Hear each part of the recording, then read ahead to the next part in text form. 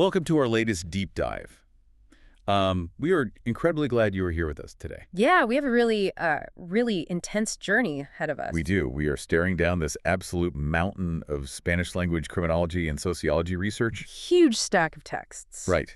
And the goal today is to extract the absolute core insights about human nature from all this material. Because it's a massive historical arc we're looking at. Yeah, starting way back with the early philosophical foundations of criminology. Digging into some deeply deterministic biological theories along the way. And analyzing the economic arguments surrounding crime. Right. Before we ultimately land on modern forensic risk matrices. And, well, the brutal geopolitical realities of international terrorism. Exactly.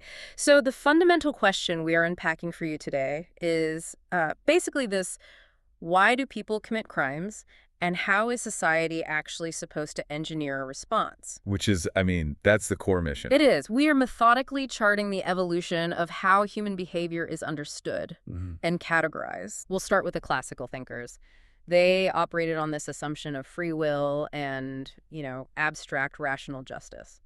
But that framework doesn't hold up forever. No, not at all. It gets violently challenged by the positivist school. They kind of drag the conversation into hardcore biological determinism. Yeah, they really do. And then we'll examine the socialist school's economic counter-narrative, Before finally assessing how all these historical threads sort of tangle together in our modern era. where we rely on highly complex, multifactorial risk assessments. And grapple with the sheer scale of global counterterrorism. Exactly. And just to be totally clear on the vibe here, you are not sitting in an introductory lecture right now. Right, no pop quizzes. Exactly. Yeah. We know you follow these topics, so we aren't going to waste your time defining basic terms or, giving middle school biology lessons. This is a dynamic, critical exploration of the architecture of justice. We've custom-tailored this deep dive to give you a multi-perspective understanding of these paradigms. Without all the academic bloat. Yeah.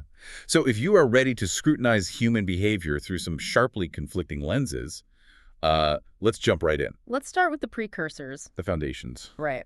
To understand modern penal systems, we have to look at the thinkers who laid the groundwork for the classical school of criminology. Because prior to the 18th century, punishment was, well, it was basically arbitrary. Highly arbitrary and defined by excessive brutality. Yeah. It was often rooted in these concepts of divine retribution rather than any kind of social utility or rational framework. Which brings us to César Beccaria and Jean-Jacques Rousseau. The two intellectual giants who completely disrupt that status quo. Yeah, Beccaria, he's writing in the 18th century out of Milan. Right. And he basically orchestrates this monumental push against the Dark Ages justice system of his era. He takes a definitive radical stance against using torture as a legal means to extract proof. Which was huge at the time. Revolutionary. But his real philosophical contribution is the concept of proportional punishment. Right, the idea that the punishment has to fit the crime. Exactly. He argues that justice cannot be this mute, blind force of vengeance. Judges actually have to explain their sentences. Yes, his entire framework operates on the idea of rational choice. He pushes this radical notion that society must, quote, punish usefully. Which is, it's a utilitarian calculus, really. It's foundational. He's demanding a system built on rationality. Assuming that the individual contemplating a crime is a rational actor. Right. Someone who can be deterred if the punishment is perfectly calibrated to outweigh the benefit of the crime. Precisely. But while Beccaria focuses on the mechanics of the law, Rousseau provides the philosophical origin story of the criminality itself. Yeah, in his 1755 discourse on the origin and basis of inequality among men. Such a crucial text. Rousseau completely divorces human nature from that old Hobbesian idea that life is nasty, brutish, and short. He categorizes inequality into two distinct forms, right? Yes, natural or physical inequality, which is merely age, health, and strength. And then social or political inequality. And Rousseau posits that the natural state of humanity is actually one of innocence. Which means the second type of inequality, social inequality, is an entirely artificial construct. It completely flips the narrative on its head. It really does.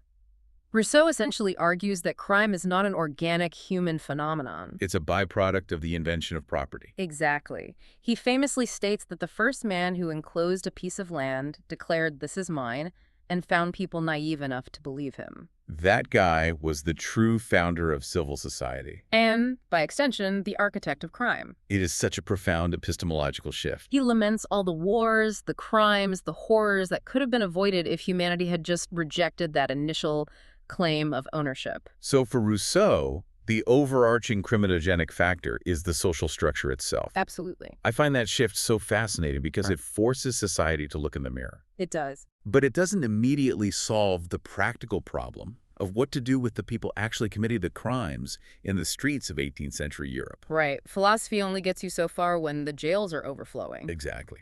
And that leads us to the physical reformers. John Howard, Jeremy Bentham, and Philippe Pinel. And the contrast between their core principles is just jarring. It really is. Let's look at Howard's intense pragmatism first. Okay. He wasn't out there philosophizing about the nature of man. No, he was looking at the literal squalor of the jails. Yeah, and he achieved massive practical reforms. Specific things, like eliminating the extortionate jailer fees. Right, where inmates literally had to pay for their own incarceration and release. Which is mind-boggling today. It's basically a hostage situation. And Howard demanded mandatory work, strict hygiene, proper nutrition. The separation of populations, like men and women. Howard was operating completely on the ground level, just soap and water and basic humanity. He was. But then his disciple, Jeremy Bentham, takes prison reform into this realm of abstract architectural idealism. Yeah, Bentham goes in a totally different direction. He creates the panopticon. Right. This is not just a prison. It is a physical manifestation of utilitarian philosophy. It's that circular structure, right, with a central watchtower. Exactly. The guard in the center has total visual control over the inmates in the perimeter cells. And this is the crucial psychological mechanism here. Yeah. The inmates are backlit. Right. They can never see into the tower. So they never know exactly when they are being watched. It's the ultimate weaponization of paranoia. You behave because you might be under surveillance at any given second. And it assumes a perfectly rational actor who will constantly calculate that risk of misbehavior. And Bentham had strict management rules for this place. He did. He called them sweetness, meaning no actual corporal suffering. Because the architecture does the suffering for you. Exactly. Then there's severity, ensuring life inside was strictly worse than life in freedom. And economy, eliminating all waste. He even categorized punishment into 4 forms: physical, moral, political, and religious. But his most modern contribution, I think, was coining the term criminal prophylaxis. Yes.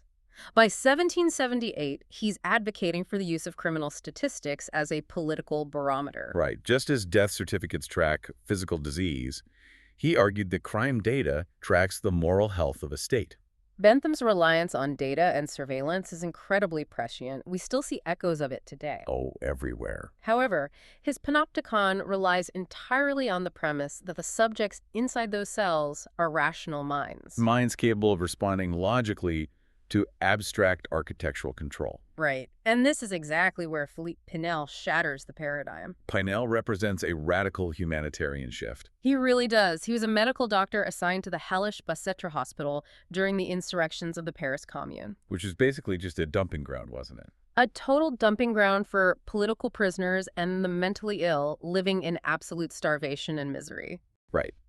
And if we compare Pinel's physical unwrapping of the chains from these suffering inmates with Bentham's abstract architectural control mechanism. Philosophical friction is just massive. It is. Bentham wants to put a mind in a mathematical box to force rational compliance.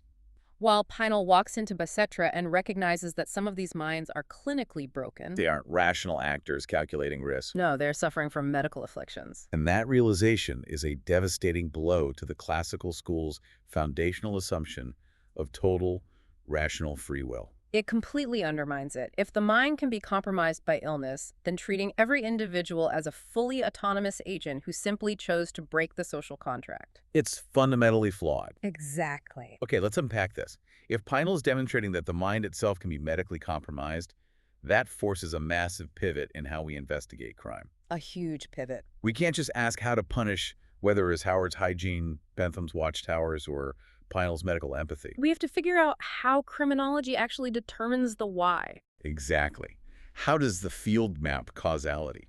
Well, to understand that, we have to scrutinize the methodological rules of criminology. Okay. The investigative process operates on 3 critical levels, according to the texts. Let's hear them. First is description. This is the primacy of observation, imperfectly representing the general aspects and properties of a phenomenon before analyzing it. You just look at what's there. Right. Second is classification, establishing typologies to group these phenomena, Putting things in boxes. basically.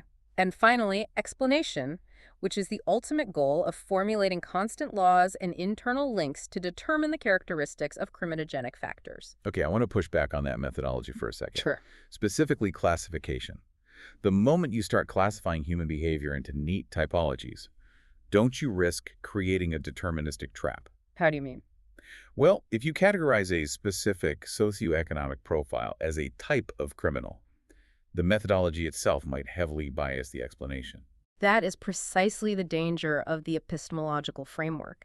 And it brings us directly to the highly contested concept of cause. Okay, let's get into cause. Criminology, drawing heavily on rigid definitions initially, traditionally defined a cause as the necessary condition without which a certain behavior would never have manifested. It has to be the exact trigger. Right. It demands a constant, univocal, and genetic connection between events. Constant, univocal, and genetic. Yes.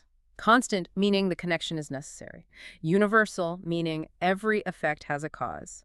And genetic, meaning one event actually spawns the other. And this creates a severe divergence between juridical causality and criminological causality, doesn't it? A massive divergence. Right. The legal system only cares about the immediate cause. But criminologists are looking for the chain. Right. Causa, causa, causa, causati est. The cause of the cause is the cause of the caused. Exactly. Take the classic scenario of a drunk driver causing a fatal accident. That's a great example from the research. It perfectly illustrates the divide. Right. In juridical causality, the legal inquiry stops at the intoxication. The driver was drunk, therefore he is guilty. End of story for the law. But the criminologist demands to know why the subject was intoxicated, Yes. Perhaps the alcoholism is rooted in a deep psychological trauma. which in turn stems from parental abuse during childhood. Exactly. For the law, that chain is irrelevant. You cannot prosecute the parents for the car accident their adult child caused. Right. But for the criminologist seeking Bentham's criminal prophylaxis, actual prevention attacking the remote primary cause is the only valid scientific approach. It's the only way to actually stop the cycle. But I'm not so sure that strict definition of a constant univocal cause holds up when you consider the sheer complexity of human psychology. It's a very rigid box to put human behavior in. How does demanding a univocal single-path connection limit our contemporary understanding of behavior? That's the big question. I mean, a single childhood trauma doesn't universally and constantly produce a drunk driver. Many people suffer identical trauma and never commit a crime. So by demanding a univocal cause, aren't we blinding ourselves to the reality that violence is usually the result of a massive, overlapping web of variables? You've hit on the exact friction that triggers the next major paradigm shift. Yeah. The classical school's reliance on rational actors, abstract crime, and linear juridical definitions began to visibly fail. The data wasn't backing it up. Recidivism was rising, people were reoffending. A new intellectual movement looked at the data and concluded that the purely legal approach was scientifically bankrupt. And this births the positivist school, Yes. led by figures like Cesare Lombroso, Enrico Ferri, and Raphael Garofalo. They stage an absolute intellectual rebellion. They really do. They are heavily influenced by Darwinian evolution and Auguste Comte's scientific positivism, They completely abandon the abstract concept of the crime. and hyper-focus on the physical reality of the criminal. Exactly. And to do that, they have to declare absolute war on the classical concept of free will. They embrace strict determinism, They argued that the classical thinkers were romanticizing human autonomy. just living in a fantasy world. Basically, the positivist framework operates on the premise that an individual is inexorably driven to crime by a converging series of physical, biological, or social circumstances. Free will is an illusion to them. A total illusion. That is a massive, highly controversial leap to make. It's a huge leap. It essentially reduces humans to biological automatons.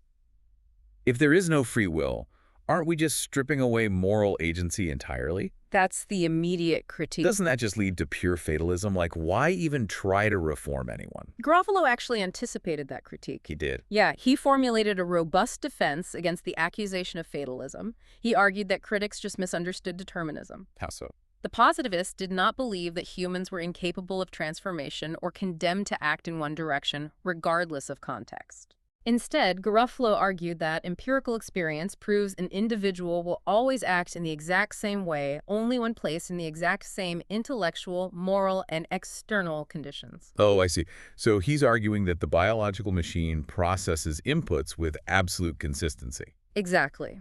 Change the environmental or moral inputs, and the behavioral output changes. But if the inputs are identical, the result is predetermined. Right. And this obsession with the internal machinery pushes the positivists to seek empirical biological proof of criminality. They wanted physical markers. Yes. Which reminds me of that fascinating historical anecdote from the text about the ancient Greek physician Aristides. Oh, the case of Prince Antiochus. Yes.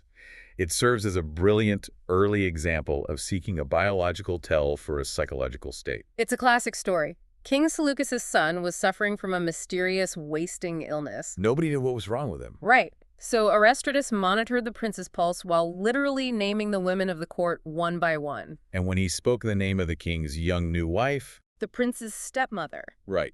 The prince's pulse surged violently. He was consumed by a forbidden secret love. And his biology betrayed what his rational mind desperately tried to conceal. The positivists took that concept that biology reveals the truth of the mind and pushed it to the absolute extreme. Yeah, they did.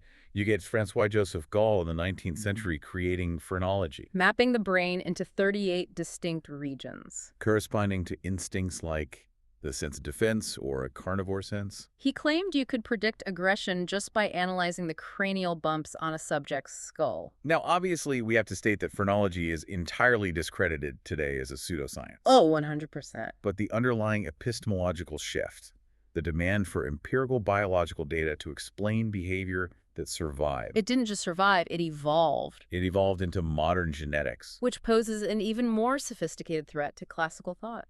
Consider how genetic mapping directly challenges the philosophical basis of rational choice. Right. We now analyze DNA, the 46 human chromosomes, the 44 autosomes, and the X and Y gonosomes. We can identify specific chromosomal aberrations. Like Turner syndrome. Right, where a subject presents with an exo anomaly, missing a chromosome entirely. The genetic code combines like a deck of cards. It dictates not just physical traits, but predisposing individuals to specific neurochemical imbalances. Exactly. If your biological deck of cards predisposes you to severe impulsivity, low empathy, or aggressive reactivity, how can the justice system treat you as a perfectly rational actor? It's a profound dilemma. The positivist reliance on this chromosomal data argues that abstract deterrence, the threat of Bentham's panopticon, is useless against a biological imperative. Because you can't deter genetic code. Exactly. The empirical biological data completely dismantles the classical assumption of a level playing field of rational autonomy. It's just not a level playing field. No. But just as the positivists thought they had definitively solved the criminological equation by pointing to biology, an entirely different movement emerged to attack both the classical rationalists and the positivist biologists. And we are talking about the socialist school. Yes, we are. Now, before we dig into the socialist school, we absolutely need to state clearly that we are impartially analyzing the historical, economic, and political theories as they were developed to explain crime. We are not endorsing any specific left-wing or right-wing ideology here. Not at all. We are strictly tracing the evolution of sociological thought based on the texts provided.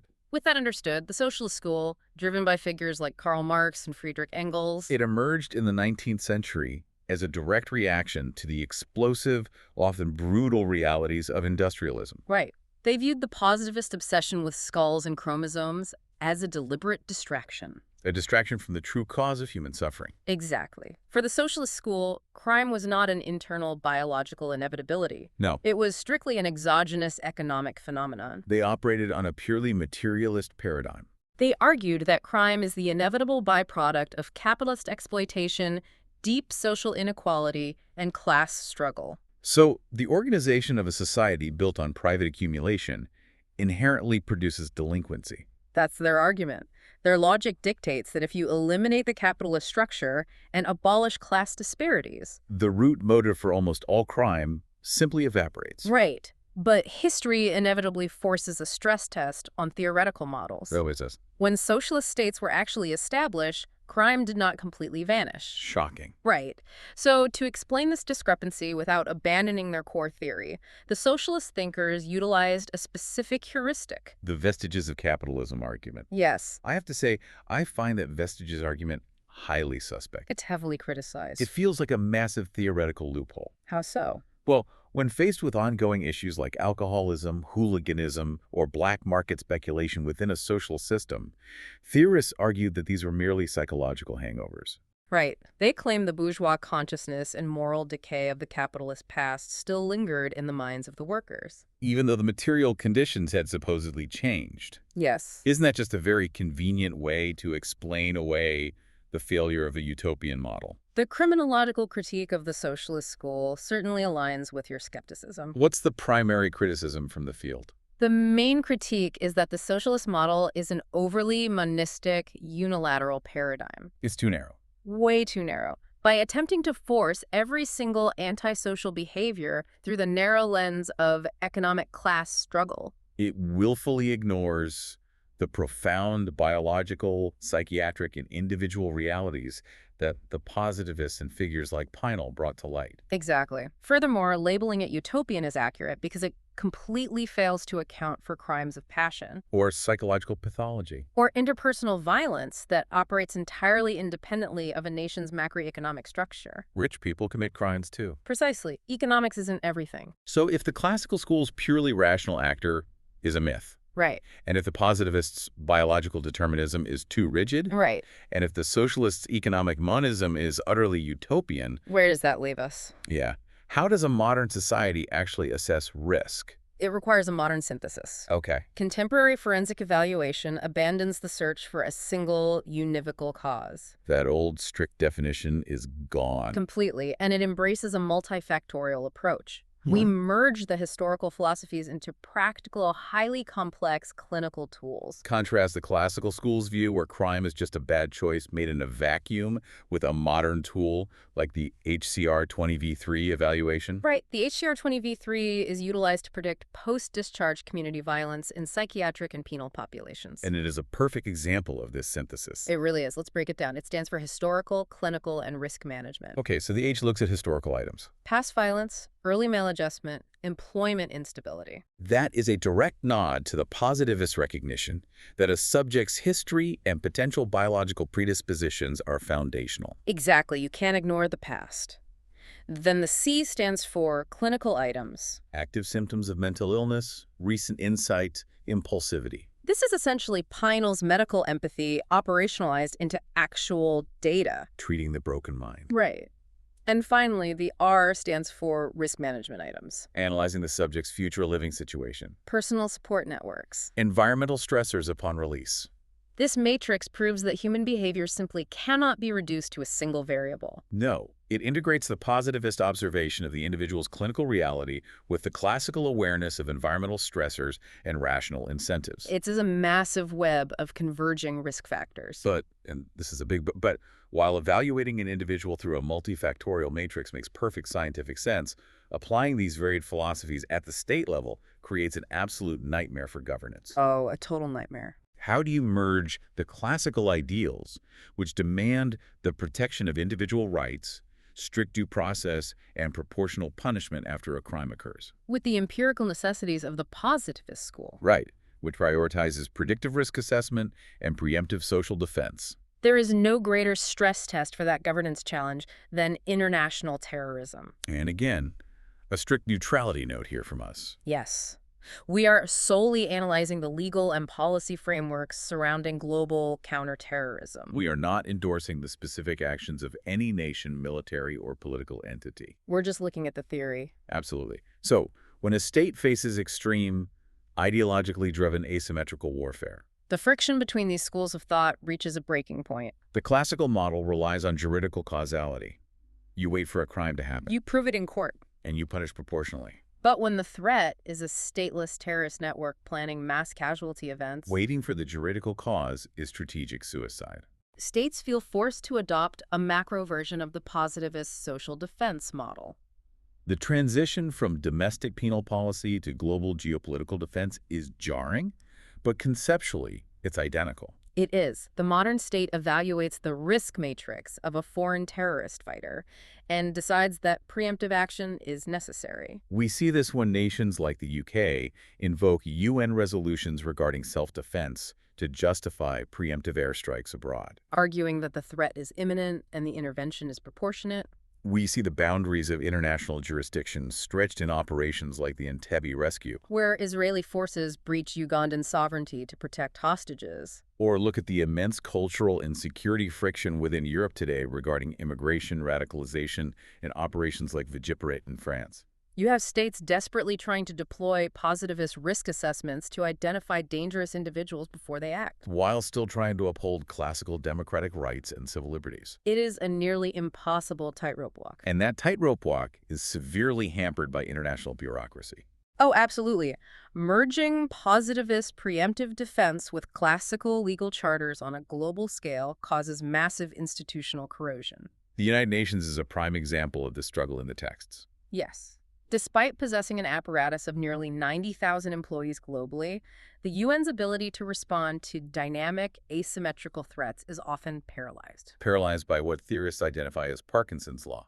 The inevitable, self-serving expansion of bureaucracy. The bureaucracy expands to meet the needs of the expanding bureaucracy, right? Exactly. The UN is built on a very classical foundation of rigid legal charters and procedural voting. But global terrorism is a hyper-dynamic, positivist threat. The institutional friction between needing to act immediately for social defense and needing to debate proportional response in the Security Council creates a massive vulnerability. It perfectly encapsulates the enduring dilemma of criminology and governance. We are perpetually caught in a struggle to balance Beccaриa's demand for blindfolded, rational justice against Lombroso's demand to empirically protect society from dangerous individuals. All while attempting to navigate the profound socioeconomic disparities that Marx identified. It's an incredible evolution of thought. It really is. I mean, we started with Rousseau blaming the invention of property for all social ills. Moved to Howard, demanding basic sanitation. Watched Bentham try to solve human nature with a terrifying